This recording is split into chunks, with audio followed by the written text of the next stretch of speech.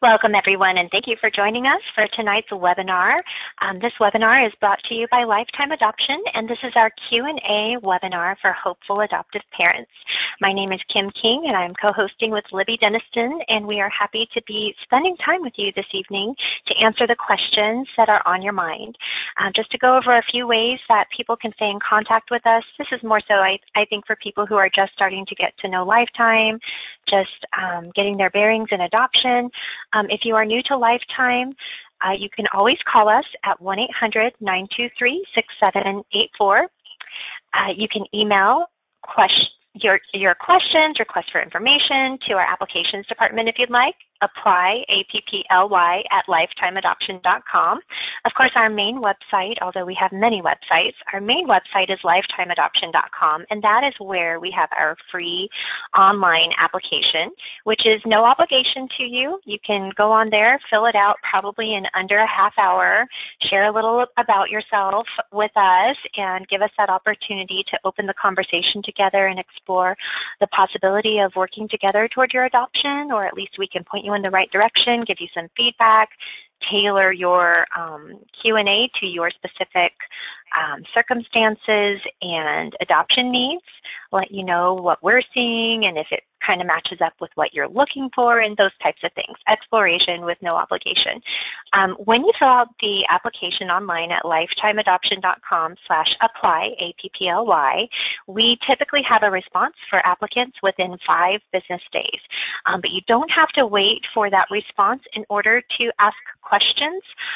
While your application is being reviewed, we can still access it and answer questions for you and let you know kind of what to expect next. But you don't have to have applied in order to get questions answered. And in fact, tonight is a great opportunity to get some basic questions answered. And I love these webinars because it gives people the chance to hear the questions other families are asking, which I think is such a great opportunity to kind of just be a fly on the wall if you're brand new to adoption. And we will answer these questions for you in as much detail as we can, although I see several coming in already. Also, I don't want to forget, we're on Facebook, and we are very active on Facebook. You can find us at facebook.com/open.adoption. So, Libby, did I forget anything? I think I covered it all. I think you did. I almost forgot the Facebook thing too, although it then reminded me that we have a pretty cute little Instagram going, and that's another place where I've seen a lot of connection happening. And you can just look up Lifetime Adoption Center on Instagram and find us. It'll pop up. You'll recognize it right away. But no, thank you, Kim, for all of that You're information. welcome. And I know that a lot of times during these Q&As, sometimes it even sparks topics that may need their own webinar altogether, and I've seen a lot of really great questions even just popping up from people saying, oh, it's been a while, I'm so glad to have a webinar again, and I just want to thank all of you for just being interested in Lifetime's webinars and finding them helpful and letting us know what helps and what topics you'd like to hear about. And that, recently we had a couple really great events planned, but at the last minute we had to reschedule them due to our special guests, and their last minute urgent needs had come up, which was very unusual. But it led us to coordinate tonight's webinar, which Kim and I haven't done. We haven't done one of these for a little while, so it's kind of fun to get back in the saddle. And these are sometimes some of our favorite webinars because we never get to know ahead of time what we're going to talk about. Right. So it keeps us on our toes. And I just want to thank all of you and remind you again that this webinar, we want to encourage your participation. So even if a question comes up and you're thinking, oh, that is exactly what I was thinking and I just thought I was the only one, or if you had an experience with a certain topic that we end up talking about, feel free to comment and just share what's on your mind because it helps create this community here. And sometimes we try and bring those in so that you can help other people through your experience and comments too. But we just want to thank you all for being here. So, Kim, there is a really great question tonight that I thought maybe we could start off with. And I really want to thank her for being brave and willing to just share this tender spot in her family's story. But I think that this is such a true story for many people who do come to a path through adoption. So I just wanted to start with this comment that I saw pop up. It said, "We just had our 6th miscarriage. And needless to say, it is time to become parents through adoption. What is the very first step that we should take?" And then also this family happens to be moving across the country this summer too. So, Yes. so that's another consideration. It looks like you've already taken the first vital step, is that you've decided we want to become parents, and adoption is now going to be our path.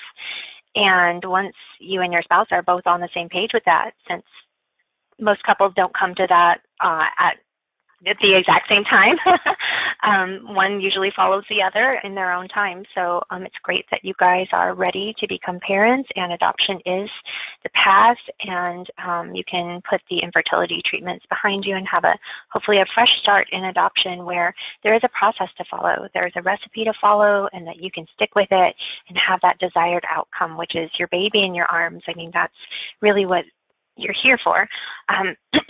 So I would say that, I mean, you're already here on the webinar, so you're already open to the information, you're exploring, you're doing a great job attending this webinar, setting aside this time to learn more about adoption, and even asking us a question, which is awesome. Now, the first step with Lifetime would be to fill out the application on our website. And that, like I was saying earlier, doesn't obligate you to anything. You have plenty of research ahead of you. Most people are drawn to Lifetime in the beginning for a variety of reasons, but one of which they usually mention, it seems more doable, that the information is laid out for us. It seems less complicated. I mean, adoption in and of itself is a process, but what we do here at Lifetime is we guide you through it step by step, so you're not left to figure out things for yourselves. And if your application is pre-approved to move forward to further exploration, we will want to have a phone conference with the two of you. And during that time, we're digging even a little deeper to find out more about what you're looking for in your adoption. What are your expectations? Share more details with you so you know what to expect from Lifetime and what your responsibilities are and everything. Go over all that together. See if we're on the same page. Could we be a successful partnership? Do we feel confident that we see plenty of birth moms on a regular basis that fit what you're looking for and that you're open to and everything? So you don't have to decide anything right away. You can make the decisions you're comfortable making on the application, and then make more decisions, hopefully during our phone conference. And then from there, if we've offered to help you in your adoption, you can let us know your intentions and keep us posted on, what direction you're thinking of taking. We want to make sure you also have the time to read through everything, complete the research to your heart's content, and make a decision that you feel at peace with. So I would say that application would be a good start, although you're already off to a good start, I think. Mm-hmm. I think that's true. I know that in Marty Caldwell's book, Called to Adoption, she says the very first step when you're thinking about adoption is to decide what type of adoption you want to pursue. But I always think, but before you get there, you have to learn what those types of adoption are. So right. This yeah. is a good step. And that's sometimes the hardest thing. In fact, looking at tonight's registration for this webinar, all of you signed up and you answered some questions, and I know that several of you said that one of the biggest hurdles that you have into starting a path through adoption is just deciding what type of program you want, or what's the right professional to help you. And so that's one of the reasons why we love offering these webinars too, because it gives you a little more opportunity to get to know us so that you can decide if this is going to be the right resource to help you reach your adoption dream.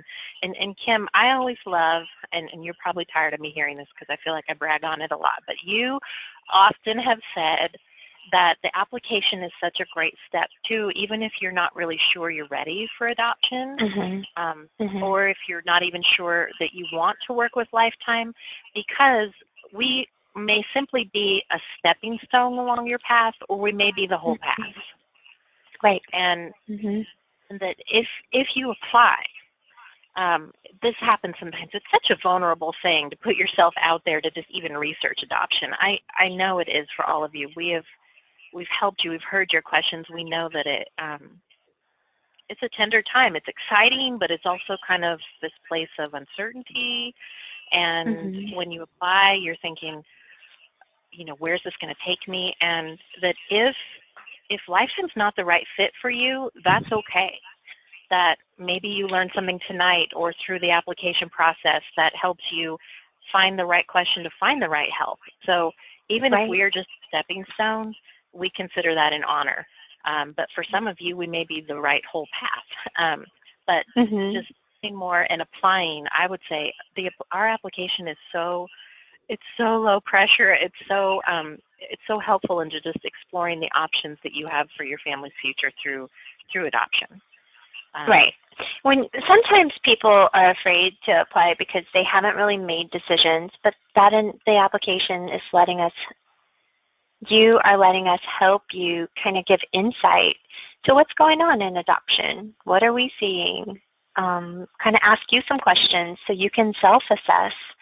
Where is the Lord leading us on this adoption? What are our hearts open to? And we can move at a pace that you're comfortable with in the exploration. Now, once you're working with Lifetime, now you've already made a lot of the tough decisions, and basically we're walking you through the steps of becoming ready to be presented to birth moms and to match with a birth mom and to receive a placement. So we're guiding you through all the steps from there, but these beginning planning stages are where you should really be making a lot of the more difficult decisions, like who's going to help you, like Libby said, what type of adoption, and I think we should kind of subcategorize, well, what are the types of adoption? There's foster adoption, adopting through your county, through the government social services, so through the government sector, or there's private adoption, where you are adopting from a birth mom who has, or a placing parent who is no longer able to parent this child or is pregnant and wishing to place this child, and they typically want to choose the adoptive parents for the child, or it could be twins or siblings.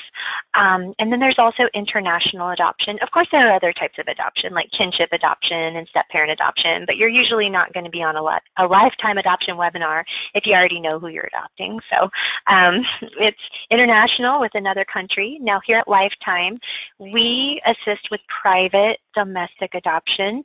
Most of our adoptions are newborns. These are usually women who are pregnant and considering the future for themselves and for that child, and coming to that conclusion that adoption is going to be what they would have for their child, and they just need to find the right parents. Or maybe they've found the right parents in you, if you're with us and have your profile going out to birth moms. They found the right parents in you, and that helps them feel more confident in choosing the path of adoption for their child.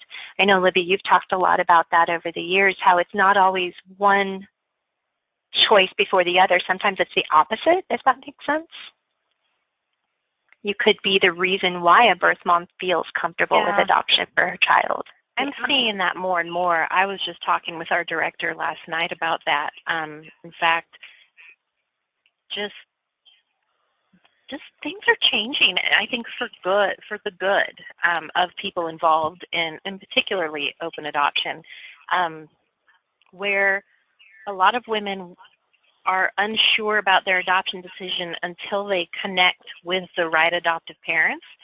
So whereas kind of in the old days, and Kim, you would remember these because we've been around here about the same time, but in the old days it Mm-hmm. was more like, I want to get more answers and sort of follow a process and then consider adoptive parents. But now, and we've seen this for a long time, which is why Lifetime has been successful with this model for over 30 years. We're on 31 years now, I think. Mm-hmm. But more and more what we are seeing are women saying, I really like this family. Can I talk to them? I'm not sure how I feel about adoption, but I want to talk to them and ask some questions. And Mm-hmm. more adoptive parents realize the value in that, because what if you talk to her and an amazing conversation and connection with you is that reason that she says, I could do this, and that you could be the right answer and give her that peace of mind. On the other hand, I know there was a few questions here asked tonight just about like, what about when a woman changes her mind? And that is a concern for adopting parents. But on the other hand, wouldn't you rather talk with a woman and maybe you inspired her to find a way to make it work as the mom of her baby, as that full-time parent, that she saw something in you that she personally wanted to change in her life and give directly to her baby. That's also a blessing. Um, and when it comes down to it, it's really about that right fit. That's what I love about all these adoption stories. We're seeing more and more people bring out their adoption stories, and it's so great. But it always comes down to it was the right match for all of us involved, not just I picked them and kind of forced it, as Marty likes to say, a round peg in a square hole. Yeah. But that it was really the right fit. And that's what adoption is about today, as far as what we see, which is working with typically pregnant women who are seeking adoptive parents. They want to know who adopts their baby, and and what happens to that child after the adoption. So, yeah, I think you're right, Kim. I will say on the other hand, though, we had a great question here that just said, it seems like from your Facebook post that Lifetime's been really busy lately. And have you noticed an increase in contact from potential birth mothers or an increase in adoptions? And I was typing back to her when you were talking, Kim, but I think I'll probably just share it here. I will say a big part of what Lifetime does, I know because this is part of my role, is really trying to get out there and educate people about what adoption is like. Because the reality is, as confused as some of you may be about the options and the types of adoption that are available today, so are the women who are facing these unplanned pregnancies. They don't know that adoptions even still happen. A lot of them, when they think about adoption as like just an overall option, they think of it as foster care. I surrender my child to the state and I never know what happens. So what we're doing is really putting the word out there that she gets a say in what happens to her child, and she gets to know what happens to her baby, and that this is at her pace, and it doesn't involve social services, that she doesn't have to deal with some kind of record because she placed a child for adoption, that this is a voluntary, permanent adoption plan that she is creating as a gift for her child, essentially, too, as a way to provide for her baby. So trying to get the message out there about what adoption really looks like today for a woman who, you know, even women in jail, just because she's in jail or prison doesn't mean that she has to surrender her baby to the state. She can still have a say in what happens. But a lot of people don't know those things, and when they find them out, it usually, that's the other side I was going to, Kim, is that it's not just about finding the right adoptive parents, it's also about finding the right adoption help to help these women know that they get a say and that they will have their choices respected as they move through the adoption process. So I would say just Lifetime continues to try and find more ways to reach more people, to spread that positive truth about what adoption is like today. And as a result, we typically see more women inquiring about that, if that makes sense. And kind of also behind the scenes too. I will also share, I have seen some topics sometimes where people try and get into debates about whether there's certain seasons that adoptions happen more than others, or when there's certain seasons when more women are considering adoption. And we don't really see that. We see it more of like a constant flow, but sometimes we see more, sometimes we'll see spikes. A spike, yeah. And the onset of summertime is often a spike because school is ending. They may have had some fun over spring break or the spring months, get a little spring fever, have something, and oh my goodness, I'm pregnant, maybe with third child, and my kids just got out of school. I don't even know how to do daycare and keep a job while my kids are on summer vacation. How am I going to add a newborn to this because I finally just got back into the workforce? There's all kinds of things that come into play this time of year. So if I will just say a little spike might be happening right now too, but we really do have a flow. And then just before we wrap up this topic, I was also going to share a kind of a social media behind the scenes, Kim, is that sometimes too, it may be hard to judge what's going on at Lifetime every day based on our posts because we don't always have the authority to share photos and updates about adoptions that have been happening or about mothers that we're working with. We don't always have the ability to go and share that. So if for instance, right now you're going, gosh, I've been seeing so many of these babies going up. They're so adorable, all these adoptions happening. And then maybe next month you're going, what's with Lifetime? I haven't seen a baby pop up for a week. You know, it doesn't mean that they are not being born. It doesn't mean adoptions aren't happening. It often means that maybe there's some kind of detail involved that right now they need to keep their photos off the internet. Yeah. So we have to respect well, and that too. As far as different seasons with birth moms, I mean, we hear from birth moms at all stages of pregnancy. So that's probably why we have more of a even flow of hearing from new birth moms on a day-to-day basis versus like everyone became pregnant in the spring and now they're all making their adoption plans. It's like, well, she could have been pregnant, you know, for several months and is just now making the call. Or she might just right now be wondering, could I be pregnant? And she's asking for that kind of help to assess and get the connection to get a pregnancy test done for her. You know, so she could be anywhere. Or just had a baby and needs someone to get there right away. Or took the baby home trying to parent and it's just not working out and she was thinking about adoption all along. So I think that's why, I mean, because we're open to helping them at any stage. And like you always say, Libby, it's never too early or too late to start exploring adoption.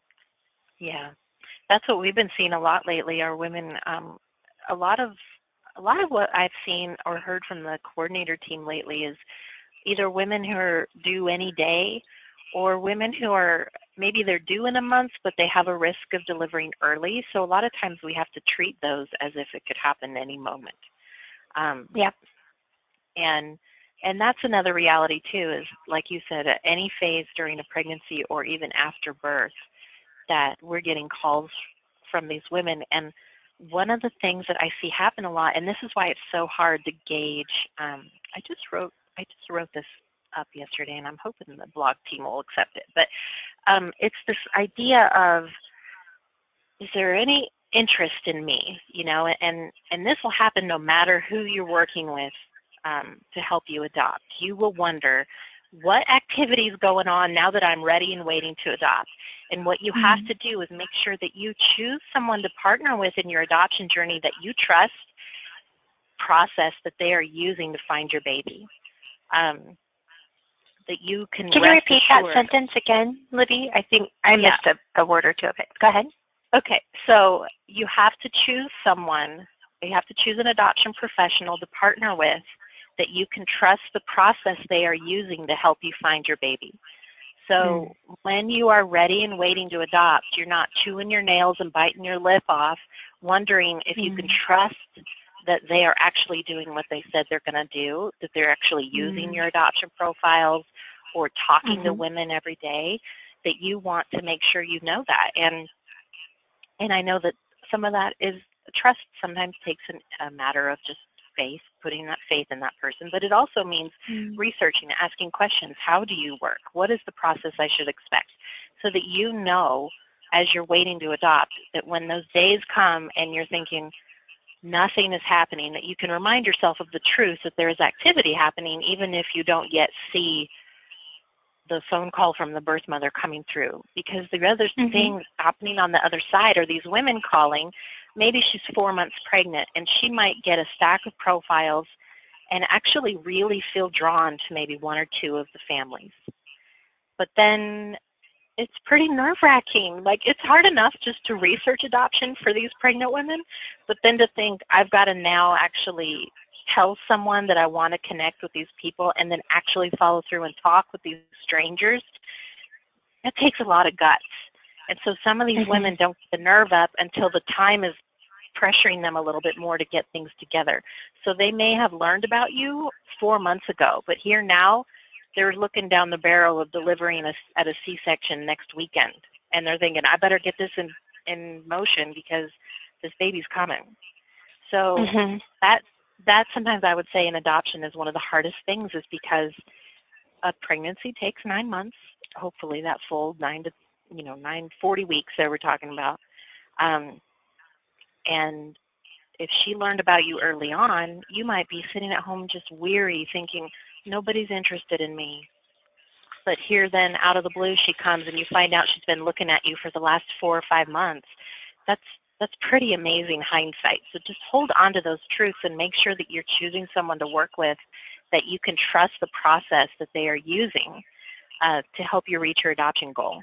Does that make sense, Kim? Mm-hmm. Yes. Um, there was a question earlier about if a birth mom changes her mind, and I know we've this is a pretty varied topic. I mean, there are a lot of subtopics under this topic, but I thought I would just kind of define how a birth mom, like how long will she have to change her mind for those who are really new to adoption or new to private adoption, that they might be thinking, well, gosh, how long until this is it ever for sure that this is my child?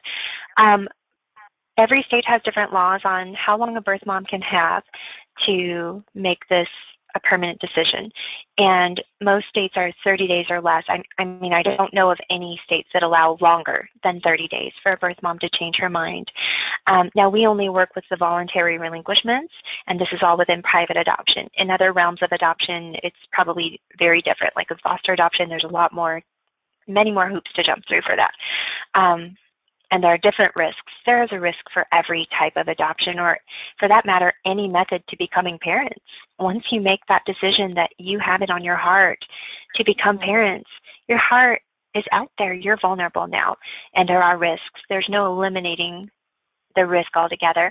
There is minimizing it. There's being smart about it, and in whom you're choosing to help you in your adoption, and the process that they have, the screening methods that they use, the support they use, or the support they provide to birth moms. Here at Lifetime, we provide 24/7 support for birth moms from first contact on into the future. So she's always going to have that, and that's going to strengthen that foundation for your adoption with her. But yes, once she gives birth, she will have time to be able to really consider, is this 100% what I want to go through with? And like Libby was saying, you do want to know that, I mean, if she chooses to parent, of course you're going to support her in that, but where does that leave you? It leaves you, if you're working with Lifetime, continuing to pursue your adoption. And the question earlier in our hour tonight was, how do people handle a disrupted adoption? Is it normal to grieve these? You know, do you have tips? And I would say the best tips are how to walk into that possible scenario, knowing and accepting the reality is this is out of your control. This is out of your adoption professional's control. Birth mom may not even know how she's going to feel until after that baby is born. It's going to go where it's going to go, and we do our best to minimize the risk. But like one of our senior coordinators, Diane, says, you know, hold back a little piece of your heart. Marty says that same thing too. Cautious optimism. Hopefully this will go well, and if it does, wonderful. If not, we're still working for you toward your adoption. All is not lost. Yes, you will grieve that loss of that dream of that particular child with that particular scenario, that particular story. Just as you would grieve a miscarriage of a baby you've never held in your arms, you're grieving, because a lot of it is not just the physical grief of that, you know, baby and that loss physically, but also that image of that particular child and that maybe connection with that particular birth mom too. Libby, do you have anything to add on that topic?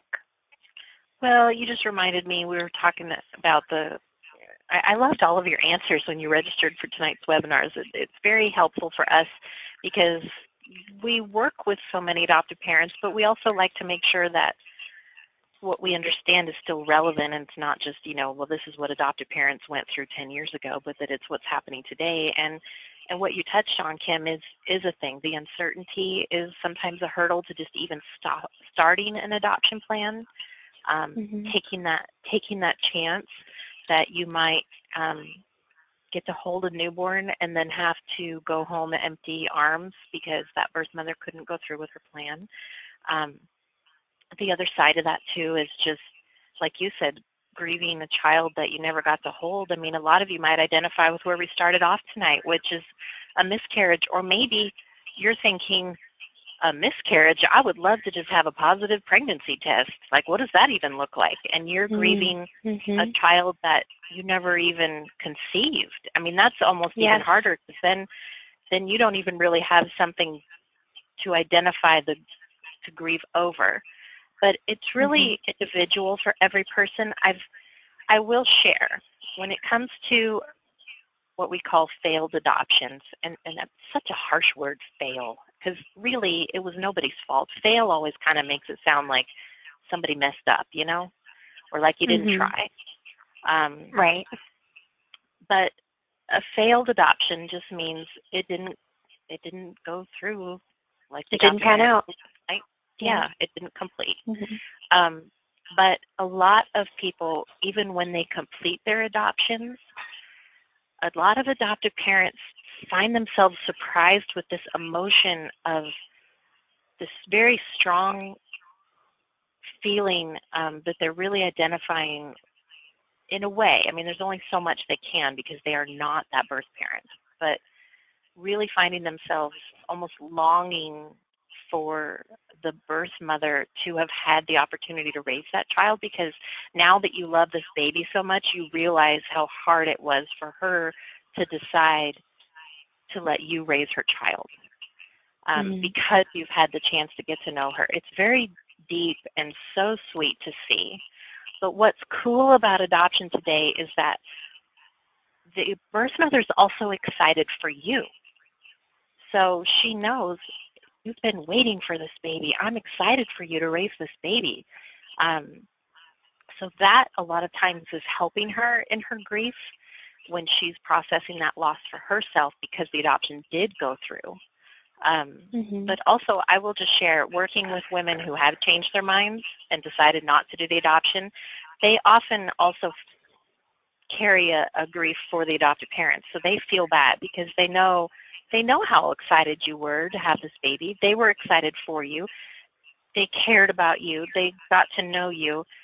It's hard for them to tell you they changed their mind. So it's not this cut and dry dynamic. So it's just very unique. And I will say at Lifetime, we try very hard to handle them case by case, because everyone handles things a little differently, but also the circumstances, you might actually feel like, no, that was the right way for it to go. I wouldn't want to Mm-hmm. adopt knowing that the birth mother really didn't want to do this. I don't want her to feel obligated to place this child with us. On the other Mm-hmm. hand, you might feel like um, totally blindsided. I mean, it's just different for Or you everyone. But might at feel, Lifetime, we work to support both sides through either way. If it falls through or if it goes through completely, that we're there walking through. It's not just good luck with your match. Tell us how it goes. That's right. frightening. In fact, I have been sharing this with some of my families recently, that once you're matched, we are keeping in touch with you, reaching out to you basically on a weekly basis, unless more than that is needed. So you're not on your own once you're matched, and we're reaching out to you and birth mom and keeping that conversation, keeping that communication fluid, checking in to see if there's anything happening that maybe someone hasn't said something about, or just making sure we're here for you. But we also have an open door policy, so that at any point you can call us, email us, share updates, questions, just check in. But once you are matched, it is basically a weekly contact, unless more is At needed least, as we lead to that yeah. birth. Yeah. Mhm. Well, and I love, recently I remember a couple guests came on our webinars and they shared their adoption stories, and they said, when we got matched with Lifetime was when we really remembered why we came to Lifetime, that gosh, did we Mhm. see what all of that came down to, all of that support. And we offer Mhm. support while families are waiting, but when you're matched, I mean, like this weekend is coming up, Kim. We have a 3-day weekend coming up in honor of Memorial Mhm. Day. Lifetime's office will be closed on Monday, but we will continue to have the 24-hour answer line staffed, not only for women who are thinking about adoption or women who are actually moving through an adoption plan right now, or maybe who have completed an adoption that we've helped, but also if you are a lifetime family and the birth mother you're matched with goes into labor this weekend, we're available for you. That you need to touch base with us. You need to call. That 24-hour availability kicks into play when your match and when your adoption is coming down to those hot moments. That you're not just, oh my goodness, Lifetime's not open until Tuesday. How do I get through this? I don't know what to do. But no, you call, you get the help you need. So it's that staff and support's available to you too. And when you're researching adoption professionals, I think that's very important, because I will tell those of you who maybe you're new to exploring the different types of programs out there to help you adopt, find out what they do when the office is closed or on weekends or holidays, because I can't tell you, Kim, actually I'm on call tonight.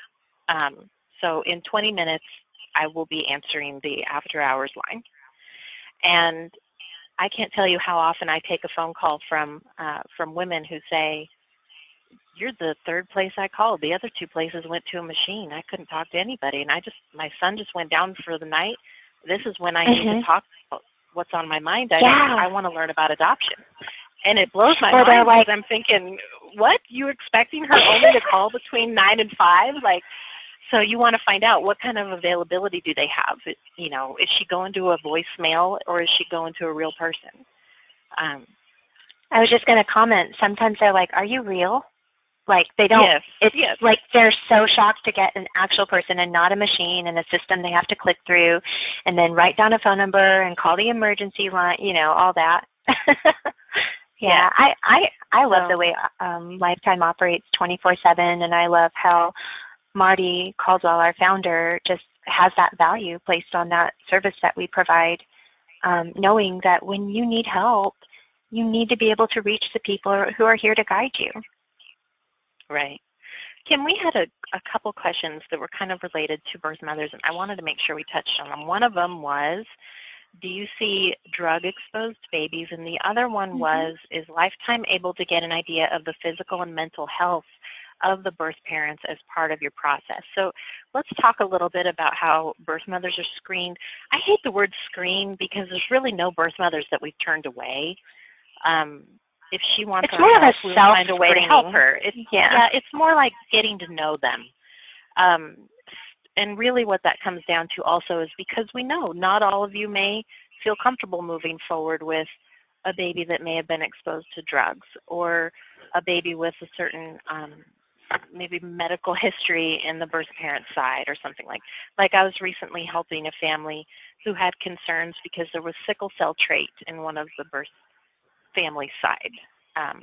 So they wanted to make sure they understood what to expect with those chances that the child would suffer from sickle cell anemia, you know. So there's all kinds of things. It's not always just about drugs. Sometimes it's also about a history with depression or club feet. I've seen this topic come up a lot lately too, you know. So we know that not every adoptive parent is open to every single opportunity out there, but let's talk about how we get to know birth parents, and then what that means for the type of families we're presenting to them so they can consider adoption further. Yes. Well, of course, we have a birth mom. Well, maybe not of course, but here at Lifetime, we, of course, have a birth mom fill out a complete medical history questionnaire, just like you would fill out if you are new to a doctor's office, getting established, having your first visit, all the questions that you have to answer, the forms you fill out about your medical history. So we ask her to fill out as much as she knows about her family history and anything she knows about birth father. If he's in the conversation, he can just fill that out himself, and we are happy to include him in the conversation, although it's not as common that a birth father is involved, sometimes, but not always. And of course, she's going to have to be seen at a clinic or doctor's office to provide us with a verification that she's pregnant and an estimated due date. So if she doesn't already have that, then we can connect her with someone in her area who can see her and provide lifetime with a proof of pregnancy on her behalf. And she has to sign off on a medical release form as well, which is HIPAA compliant. It's all confidential, and we can then request any existing medical records that pertain to this pregnancy. Now, all that being said, this isn't like getting an egg donor or hiring a surrogate. You're not looking at what her IQ level is and picking out a birth mom that has 0 challenges in her family medical history. I mean, who among us can really fall into that category anyway? I like to think of myself as a perfectly healthy person, but there are a few things in our family's medical history that I'm aware of, you know? And everyone has that. No one is no one has a perfectly condition-free, medical history in their family. I mean, there's got to be someone somewhere along the line that had something. Yeah. Right. Although I will say, I know that when it comes to drug or alcohol use, sometimes that sense of, well, if I were to get pregnant myself, I know for sure I would not be smoking meth. That's a totally different, yes, absolutely. And do we see birth moms with drug usage? Yes, we do. Do they make up, like, is it normal for us to see that? I would not say it's the norm, although she could be very highly functioning and using substances that are not healthy during pregnancy.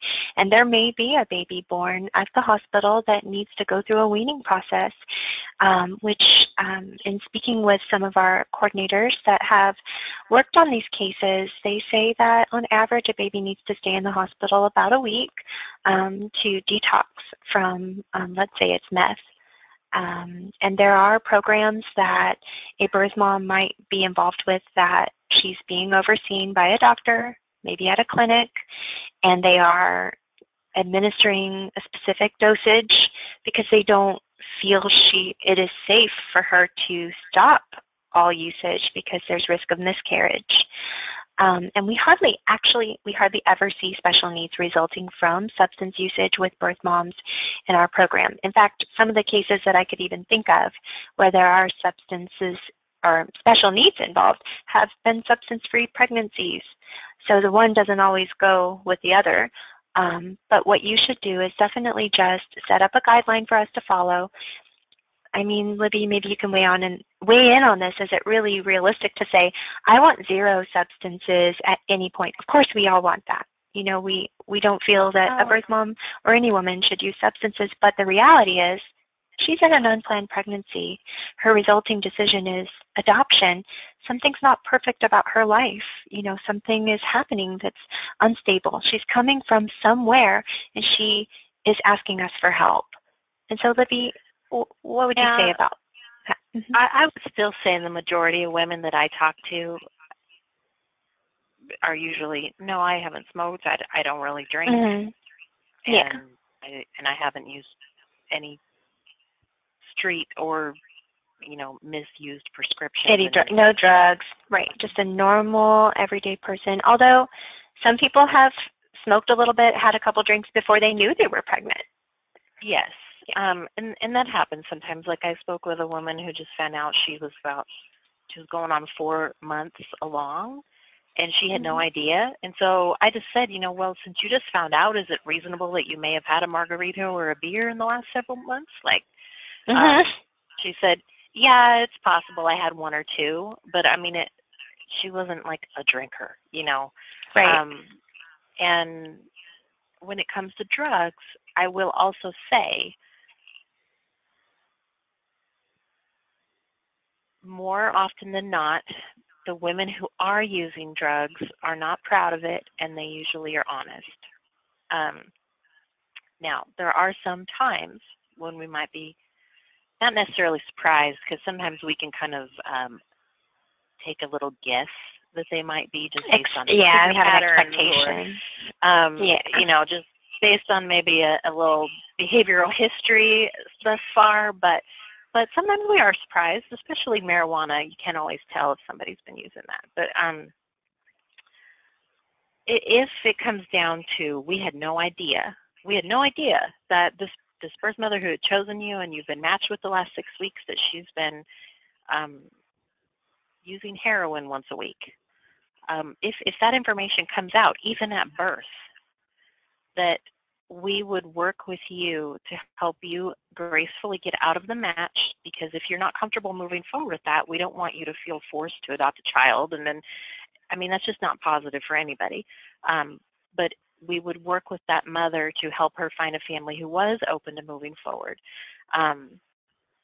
So to say Let me add a we question see for a you. lot of women who use drugs, I feel like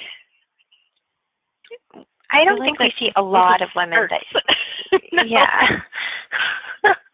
It's weird how sometimes things kind of crop up as a trend. It's like, do they know each other?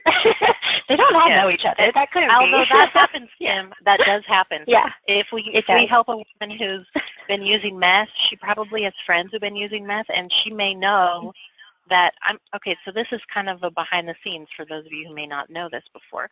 If a woman gives birth to a baby that's positive for drugs, such as meth or heroin, the state is going to come and at least have a talk with her. A social worker from the state, from foster care, is going to talk with her.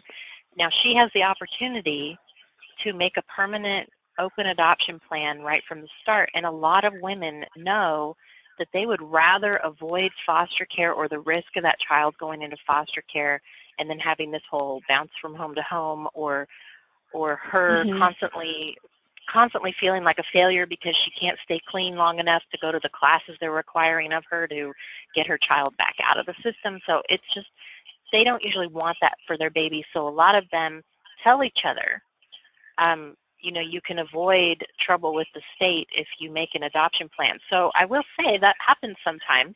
It doesn't happen in like dozens, you know. It might be like one or two at a time where we get a call from a woman, and then maybe a few weeks later or a couple months later we get a call from another woman who says, you know, my friend just did an adoption with you, and I've kind of been going through the same thing. And so they tell each other. But like you said, Kim, I mean, most of our adoptions are of healthy newborn babies.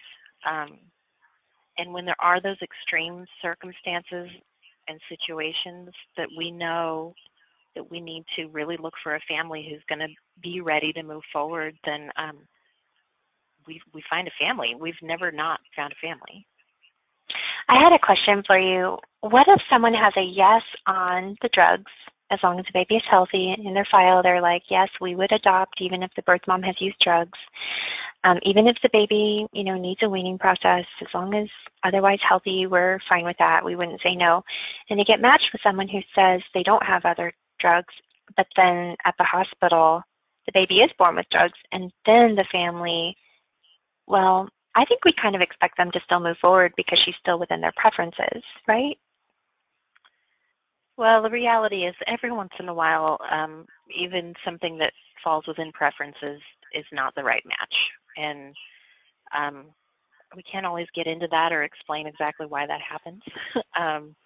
And I will say, Kim, you and I both have helped families that decided it wasn't the right match and backed out, and a lot of times we're scratching our head or beating our head against the wall thinking, but this could be your baby.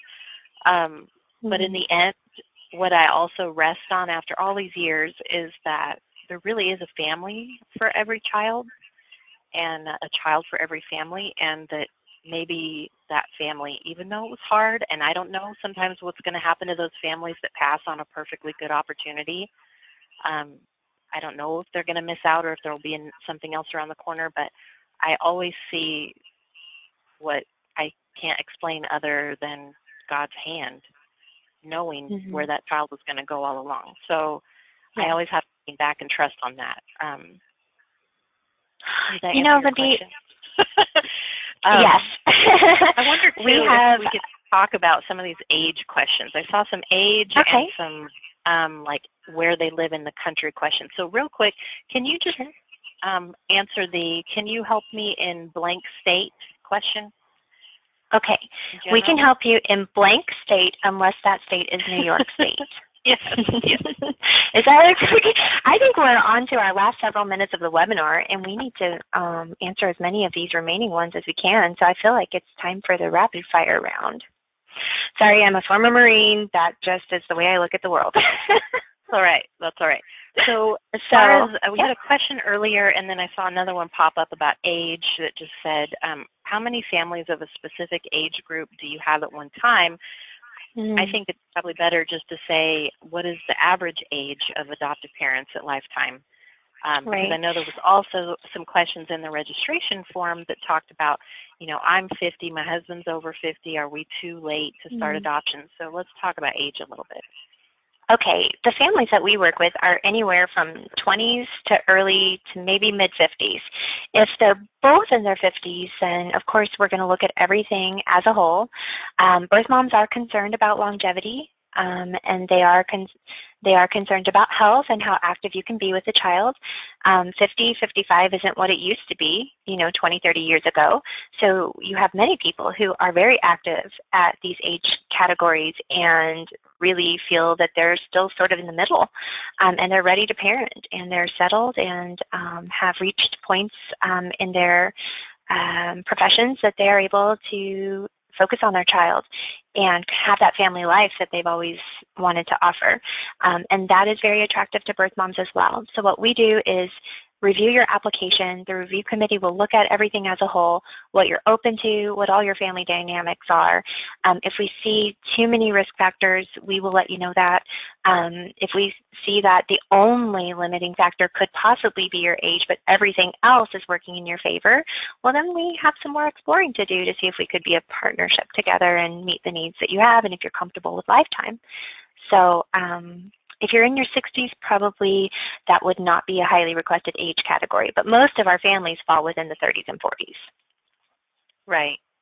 And birth mothers value that too. Mm-hmm. On average, birth mothers usually range between 18 and, these days I feel like 18 and 30, but definitely late 20s. Yeah. Anywhere in the Work. childbearing years is my answer for Yeah, how old is a birth mom. that is so Anyone true. could be. That is so Yeah. true.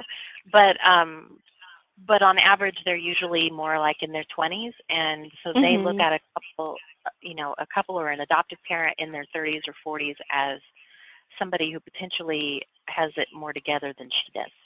But that's not Yeah. to say that those of you in your 20s who are hoping to adopt and get a little earlier start than a lot of people do on adoption, you also bring a different asset to the table, which is that she can usually identify with, you are exactly where I wish I was at this stage in my life, and Mm-hmm. are also appealing. So um, if you're 18 years old, I would say you're not as in demand as, say, like 20s, 30s, 40s for adoptive Mm-hmm. parents. Um, Mm-hmm. yeah, but most people are concerned, and that those concerns are usually washed down the drain when they realize that they're just in the norm. Mm-hmm. Here's Here's a a great question. question. Oh, go ahead, Libby. Oh, well, I was going to say, is there a financial minimum in order to be considered for adoption as far as income, a minimum income? And I was starting to type to them, but I thought there might be some other people on the call who need to know this. And I was going to say, sometimes this answer can really vary state to state. Mm-hmm. Like if you live in a more expensive state, the income requirement might be higher for you than if you live in a state where the living costs are lower. Um, so also I would say sometimes that can vary home study provider to provider. So I don't know if I'm on target there, Kim. What would you say? Well, they want to make sure that you are above the poverty line for the family size. So right now you have maybe two parents living in the home, and you'll add a child, or maybe you'll be approved to add twins or siblings, up to 2 or 3 children maybe you're approved for in your home study. And that means that you have the income above the poverty line to provide for all of those people that you will add to your family. So that's more what they look at in the home study. We don't have an income requirement here at Lifetime. Yeah. But if we have that concern, it probably goes back to that home study provider too. Mm-hmm.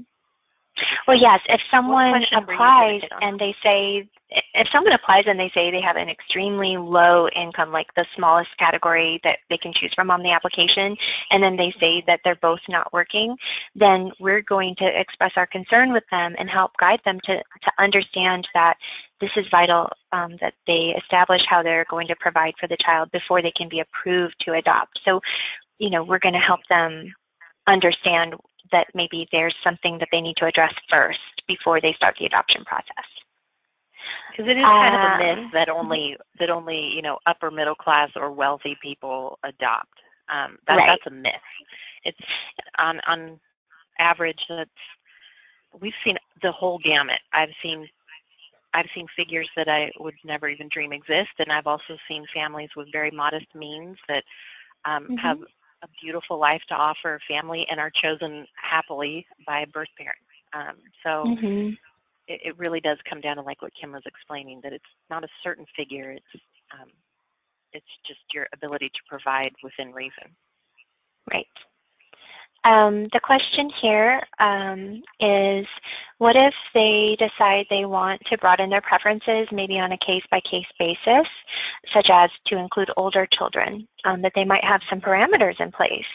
Well, I would say you should definitely talk with your coordinator about broadening your preferences so that we don't miss out on someone you would have said yes to, because you never know day to day who's going to call and say, how soon can the family get here to pick up this child?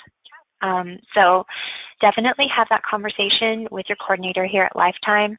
If you have some case-by-case parameters, what we would have you do is give us those parameters, so we only present you to birth moms that really do meet the parameters you have, or that the child fits within the parameters you have. Like if you're open to an older child that has never had any reports of neglect or abuse, okay, well then we can put that down on the file. So we only present you to those, which are the majority of our cases. We really don't see cases of neglect or abuse, since these are all private adoption. And also you might have some health requirements for the child. Well, when it's an older child, we do request medical records to find out where things sit with the child's health and development. Is everything on track, or do we need to find a family for this child that has the resources to provide for some minor correctable special needs or some more serious special needs? So we will look at those details and see if it matches up with your parameter notes that we have on file. So we'll work this all out in the wording in your preferences to make sure you don't miss out on an opportunity if you are ready to expand your preferences. Absolutely. And we are seeing, some of you may have seen the post that went up today. We're working with 5-year-old twins right now. We have seen women who are looking at placing a toddler, but on average, most of the women calling us are usually still pregnant and looking at placing their newborn. But like we talked about earlier, it's never too late for adoption, so sometimes you get calls later.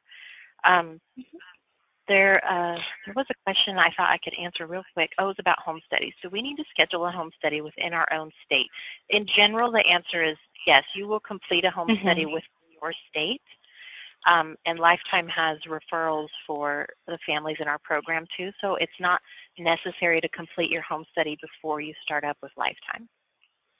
If there's anything in the history, such as a recent arrest, DUI, felony, something like that, or some sort of a condition that we have seen other families, find that to be maybe a hurdle, we may advise getting the home study ahead of time, but typically families don't have those kinds of things.